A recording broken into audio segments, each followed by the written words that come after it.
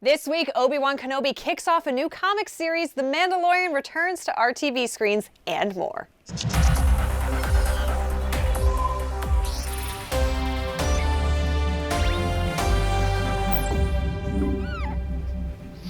Look how cute this package is! You don't think Manda would mind if I opened it, do you? Wizard! Well, that no spoiler rule means I can't tell you what I saw, so let's just get to the news. This just in, a new Marvel comic will revisit the journals of one Jedi-turned-hermit, Obi-Wan Kenobi, later this year. The first issue of Star Wars Obi-Wan, written by Christopher Cantwell with art by Ario Anindito, sheds light on Kenobi's days as a youngling on Coruscant as he recounts his memoirs from a hut on Tatooine. And another exciting comics news, hot on the heels of appearances in the Book of Boba Fett. Last week, we shined a spotlight on our favorite Wookiee gladiator, Chrysanthemum. And soon, Marvel will release a collection of some of Chrysanthemum's early appearances to make it even easier for you to enjoy them for yourself. For more on these announcements, head on over to starwars.com/thisweek. But that's not our only reveal today. We've got our first look at the cover of a new middle-grade novel, Star Wars Battle for the Arena by Mark Oshiro. Based on characters from the upcoming video game Star Wars Hunters, the story follows Reeve's journey from Force-sensitive orphan to Sith-inspired gladiator, trying to outrun her past. Get a closer look at the jacket featuring Reeve, Graz, the Jawa twins Utuni, and Amara Vex, and listen in on an interview with the author by heading to starwars.com/thisweek now.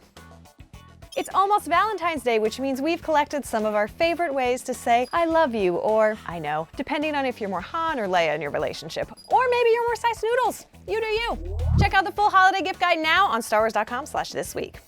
Last week brought us the 5th chapter of the Book of Boba Fett on Disney+. Still on your to-be-watched list? Fast forward and skip ahead to the timestamp below, unless you want to hear me go on and on about spoilers. In Chapter 5, Return of the Mandalorian, you guessed it, Din Djarin is back, and things are going, well, not so great to be honest. The Mandalorian's trying to get back to life as he knew it before he met Grogu, which means bounty hunting on his own. Luckily, he reconnected with the Armorer, who explained the history of the Darksaber and reinforced all that business about keeping your helmet on at all times. Safety first. Realizing that he'd lost his way, Din bought a one-way ticket to Tatooine, where he reconnected with Peli and her band of misfit droids and went joyriding in Beggar's Canyon in his newly refurbished N1 Starfighter, handmade on Naboo for the Queen's Royal Guard back before the Clone Wars. The episode left prequel fans shouting, "Wizard!" But truly, there's something to love no matter what era of Star Wars is your favorite. And let's not forget the mystery gift for young Grogu. #1 Space Dad strikes again. The penultimate episode of the Book of Boba Fett dropped yesterday on Disney+. For more on that, future Kristen has you covered.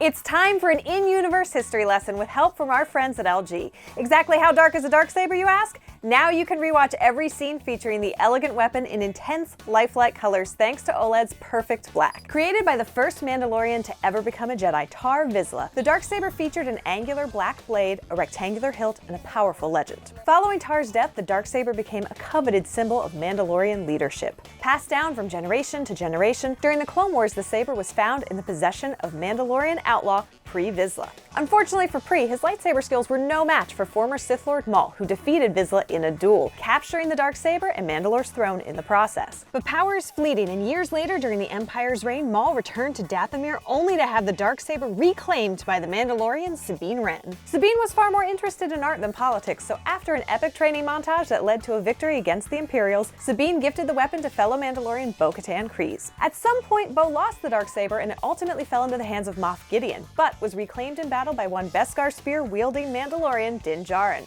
which, when Bo found out, was awkward.